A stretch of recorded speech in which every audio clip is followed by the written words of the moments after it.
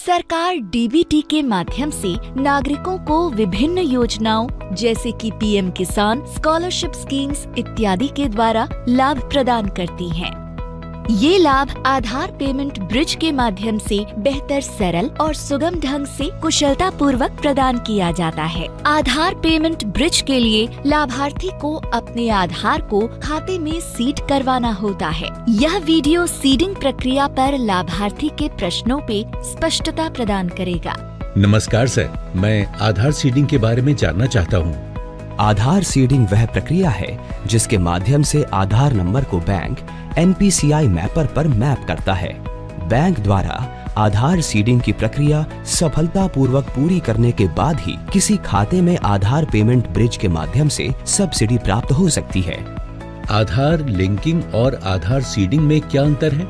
आधार linking वह प्रक्रिया है जिसमें बैंक आधार नंबर को अपने कोर बैंकिंग में बचत खाते के साथ प्रूफ ऑफ एड्रेस और पहचान के तौर पर लिंक करते हैं, जबकि आधार सीडिंग में बैंक आधार नंबर को कोर बैंकिंग सिस्टम के साथ NPCI मैपर में भी मैप करते हैं।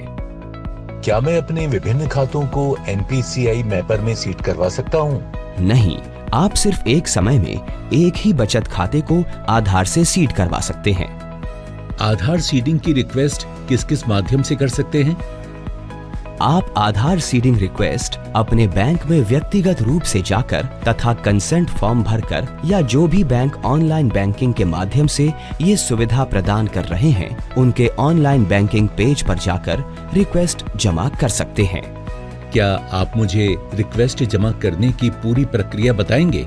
सबसे पहले आप आधार सीडिंग कंसेंट फॉर्म भरें और हस्ताक्षर करके ब्रांच में जमा करें। KYC सही होने के बाद बैंक अपने कोर बैंकिंग सिस्टम में आधार लिंकिंग करता है और उसके बाद NPCI मैपर पर अपडेट करता है। अगर मेरा आधार पहले से किसी बैंक में सीडेड है और मैं दूसरे बैंक में सीडिंग करवाना चाहता हूँ, तब भी यही प्रक्रिया रहेगी? हाँ, प्रक्रिया यही रहेगी। सिर्फ आपको अपने पुराने बैंक का नाम कंसेंट फॉर्म में भरना होगा जहाँ पर आपका आधार पहले से सीडेड है। बिना पुराने बैंक का नाम बताए हुए नए बैंक में सीडिंग संभव नहीं है। मुझे कैसे पता चलेगा कि मेरा आधार वर्तमान में किस बैंक के साथ सीडेड है?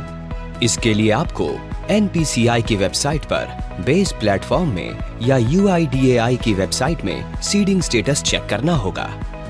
लाभार्थी NPCI की वेबसाइट पे जाकर कंज्यूमर टैब पे क्लिक करें, बेस सेलेक्ट करें, आधार नंबर एंड कैप्चा एंटर करें और अपने रजिस्टर्ड आधार मोबाइल नंबर पे प्राप्त OTP को जमा कर अपना आधार सीडिंग स्टेटस चेक करें। लाभार्थी UIDAI की वेबसाइट पे भी आधार सीडिंग स्टेटस चेक कर सकता है। पसंदीदा भाषा चुनें, माय आधार टैब पर जाएं और आधार सर्विस मेन्यू में जाकर बैंक सीडिंग स्टेटस ऑप्शन चुनें।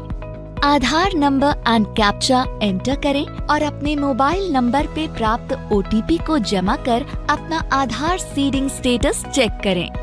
ग्राहक को कैसे पता चलेगा कि सीडिंग सफल हुआ है कि नहीं? सीडिंग सफलतापूर्वक होने पे बैंक लाभार्थी के रजिस्टर्ड मोबाइल नंबर पे SMS भेजता है। आप NPCI के बेस प्लेटफॉर्म और UIDAI की वेबसाइट पे जाकर ऊपर बताए प्रतिक्रिया को फॉलो करके आधार सीडिंग स्टेटस चेक कर सकते हैं। मैंने ब्रांच में सीडिंग रिक्वेस्ट जमा किया था, फिर भी मेरा सीडिंग नहीं हुआ है। आपको अपने बैंक ऑफिसर से पूछना चाहिए कि उन्होंने लिंकिंग के बाद NPCI मैपर पर सीडिंग की रिक्वेस्ट भेजी है कि नहीं। अगर किसी कारण से रिक्वेस्ट रिजेक्ट होती है तो बैंक को रिस्पॉन्स में रिजेक्शन का कारण बता दिया जाता है, जिसके अनुसार बैंक को सुधारात्मक कार्रवाई करनी होती है और आपको बैंक अफसर से ये पता करना है कि बैंक ने सुधारात्मक कार्रवाई की है या नहीं। पूरी जानकारी के लिए धन्यवाद सर। अब मैं आपके बैंक के साथ अपना सीडिंग प्रक्रिया करवा रहा हूँ और सीडिंग के सफलतापूर्वक होने की प्रतीक्षा कर रहा हूँ।